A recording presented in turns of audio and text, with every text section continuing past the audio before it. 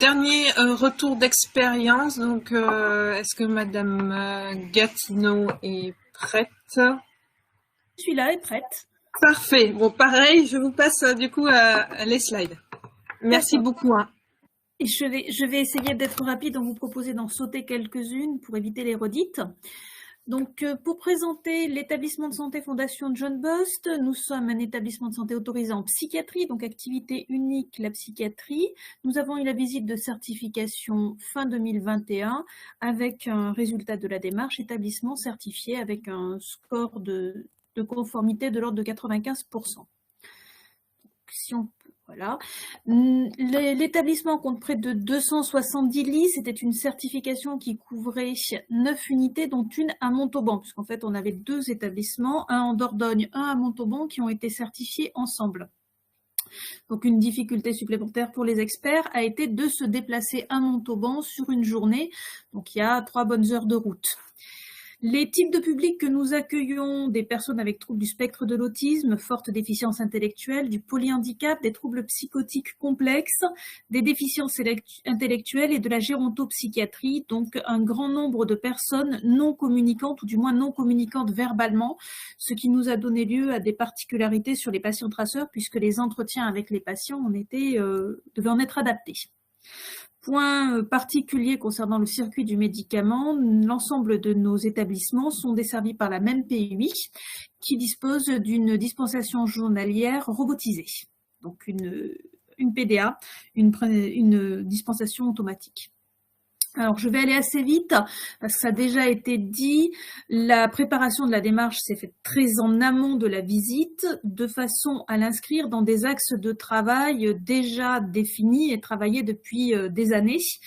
Donc, que ce soit des choses sur l'autodétermination des personnes, nous avons des travaux qui ont débuté en 2017 par des voyages à l'étranger, par un partenariat avec l'Université de Sherbrooke au Canada, création d'un outil qui est propre, déploiement sur nos différentes unités avec de la gestion de projets en équipe, un changement du regard des équipes sur les patients, une prise en compte de la parole des patients dans une prise en compte différente de la parole du patient dans la définition de leur projet personnalisé, une réflexion aussi sur le sens du travail dans l'accompagnement des patients handicapés.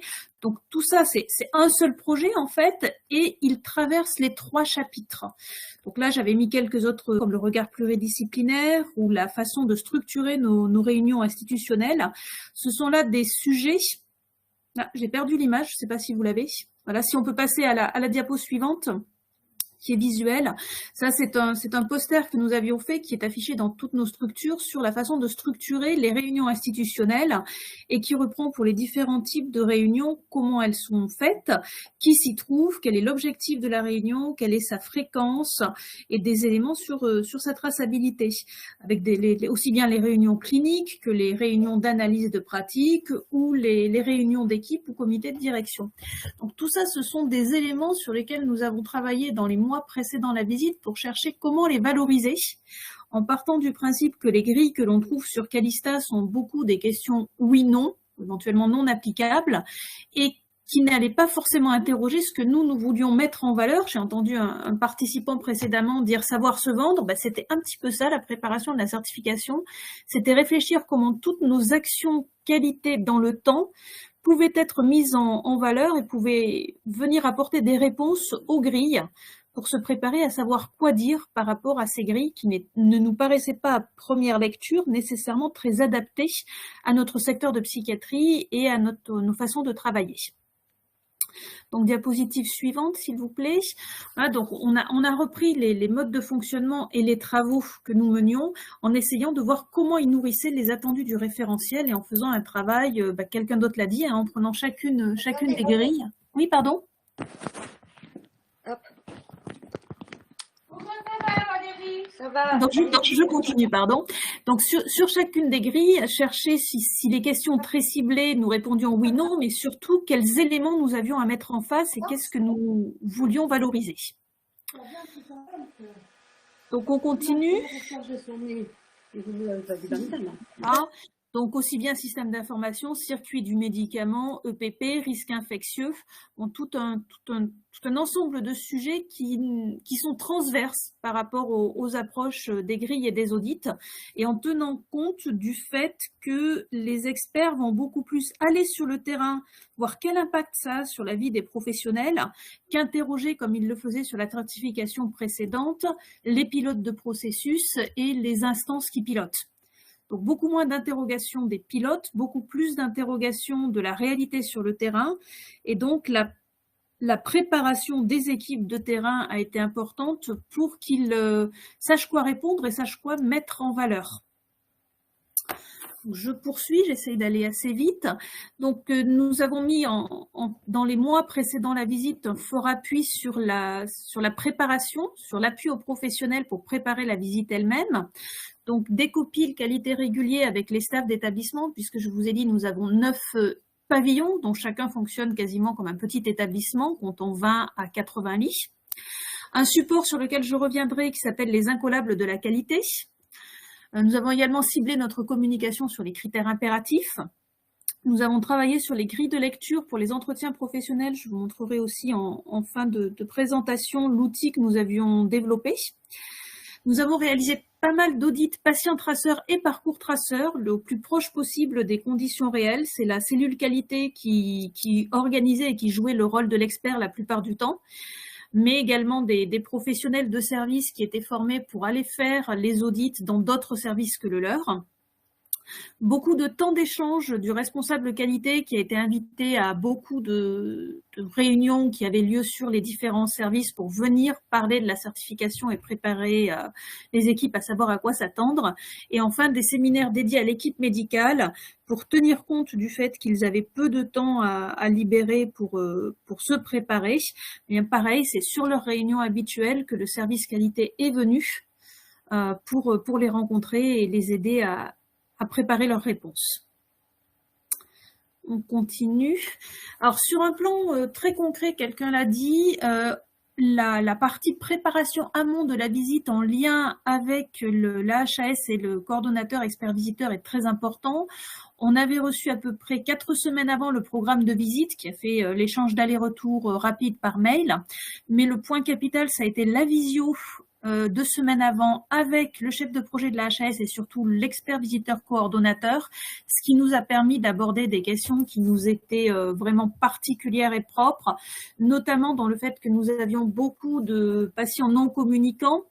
Donc, vérifier comment ils voulaient travailler les entretiens patients-traceurs dans ce cas-là, ce qui nous a amené à proposer la disponibilité des représentants légaux, donc des tuteurs, et à travailler avec le coordonnateur sur les modalités organisationnelles des entretiens avec les tuteurs, qui ne s'est pas fait en présentiel, mais en téléphone ou en visio sur rendez-vous.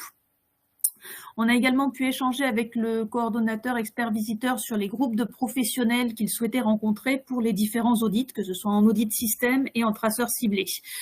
Et l'expert coordonnateur nous a indiqué que seuls les audits système et les patients traceurs se feraient en salle de réunion, et c'est ce qui s'est fait. Tous les parcours traceurs et tous les audits, notamment traceurs médicaments, se sont faits dans les services. Il y a eu finalement relativement peu de temps en salle de réunion. Enfin, pour chaque traceur, nous avons été amenés à identifier les dossiers concernés et potentiels. Ça, c'était 2 semaines avant, pendant la visite, voilà, merci. Le premier jour, une réunion d'ouverture qui a été très très courte, hein, donc qui a été beaucoup plus consacrée au rappel obligatoire par les experts des conditions méthodologiques de la visite, et en fait, peu de temps pour présenter l'établissement, donc il faut vraiment se préparer à être très synthétique. Toujours très synthétique, tous les matins, les experts visiteurs font le point en 30 minutes de ce qu'ils ont constaté la veille, en ciblant plus particulièrement les points qui seraient soit des anomalies, soit des éléments qu'ils n'ont pas pu investiguer de façon à permettre que nous complétions ou que nous corrigions, mais là, avec, bien sûr, en ramenant des preuves à chaque fois. Chaque après-midi, une réunion de calage qui était prévue de 30 minutes pour le jour suivant. Alors ça, c'est un point très très important qui en fait se fait en 5 à 10 minutes sur un coin de table avec le référent de qualité. Or, c'est là que se décide le lendemain dans quel service, quel expert va aller pour faire quel audit.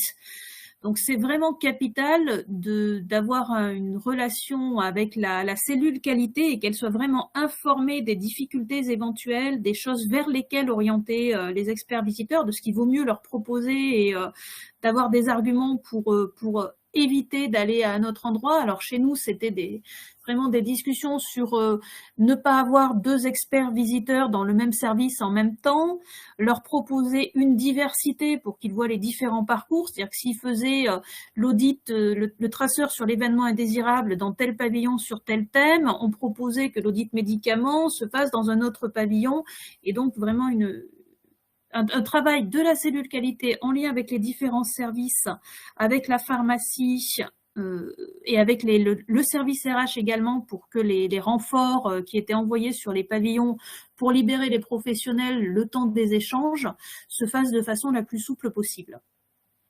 Le dernier jour de la visite, restitution. Donc là, c'est très court, on écoute et on n'a plus grand-chose à dire. C'est vraiment lors des bilans des matins qu'il faut intervenir si on veut apporter des corrections à leur constat. Voilà. Concernant plus particulièrement les circuits, les traceurs médicaments, donc je vous ai mis sur la diapositive les 4 thèmes que nous avions. En amont, la semaine précédente, en fin de semaine précédente, la pharmacie avait recensé pour nous toutes les prescriptions médicamenteuses qui correspondaient à chacun des traceurs. Alors, je précise qu'on est en psychiatrie, donc du médicament à risque injectable, je crois qu'on avait 7 patients sur les 270 qui pouvaient être susceptibles d'être concernés. Donc, la veille de chaque audit, on avait un échange avec le coordonnateur pour savoir quel patient disposant d'une prescription correspondant au sujet allait être investigué. En fonction du dossier patient concerné, ça définissait aussi le service qui allait être visité. Chose un petit peu particulière, on avait 4 traceurs médicaments.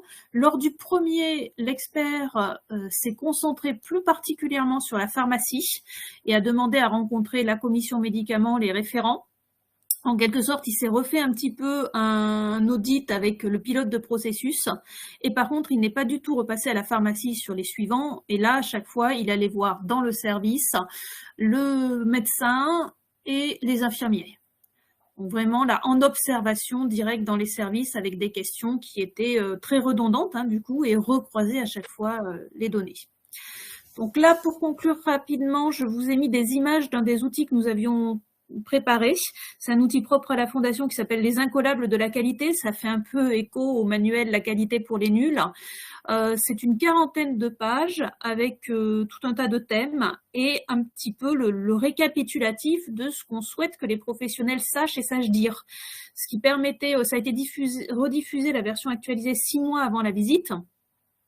Avec par exemple, là vous avez les 2 pages qui concernent la prise en charge médicamenteuse et le petit encart vert qui dit pour aller plus loin, quelle documentation consulter. Et les grandes notions dont il faut être conscient et être prêt à parler. Donc ça, c'était un support, les incollables de la qualité. Et un autre que nous avions fait là en 4 pages, c'était un travail de préparation des entretiens avec les experts où on avait repris les grilles des entretiens avec les professionnels et on les avait reformulés en 2 pages de questions, par exemple sur l'amélioration de la qualité. Savez-vous comment déclarer un événement indésirable? Vous en avez déjà déclaré un? Sur quel sujet? Vous connaissez la réponse qui a été apportée? Vous avez déjà participé à une analyse de cause d'un événement indésirable? On avait fait ainsi des listes de questions que les experts étaient susceptibles de poser pour avoir les réponses à leur grille. Plutôt que de donner la grille brute, on s'était rendu compte que les professionnels étaient vraiment noyés sur le terrain par la grille elle-même. Donc on l'avait reformulée et les cadres ont travaillé souvent sur des tout petits temps, 5 à 10 minutes, prendre un petit lot de 4-5 questions et entraîner les professionnels à se sentir à l'aise pour en parler. L'idée, c'était qu'ils soient capables de vendre leur travail, de parler de choses positives, d'amener des anecdotes, des cas particuliers qui montraient, par exemple, comment ils prenaient en charge la bientraitance, comment on communique avec un patient qui n'est pas communicant verbalement, comment on échange entre professionnels, quelles sont les réunions qui existent, quels sont les supports. Donc plein de choses sur lesquelles on les a sensibilisés, en quelque sorte entraînés à répondre ou amenés du moins à leur fournir un outil qui visait à leur les préparer mentalement à cet exercice très court. Un expert est en face de vous, il vous pose des questions, il faut savoir répondre. Voilà, j'espère que j'ai été assez rapide. Non, je vous remercie et votre retour était important parce que voilà, avec le volet vraiment psychiatrie, les spécificités liées notamment aux patients, voilà, au côté aussi interrogation des tuteurs et puis multisite. Hein, c'est vrai que là, bon, là, il y avait de la distance, mais c'est très intéressant. Je voulais tous, sauf si vous avez d'autres questions, mais en tout cas tous vous remercier infiniment. Vous êtes quasiment tous restés jusqu'à, on a un peu débordé, il est midi 23.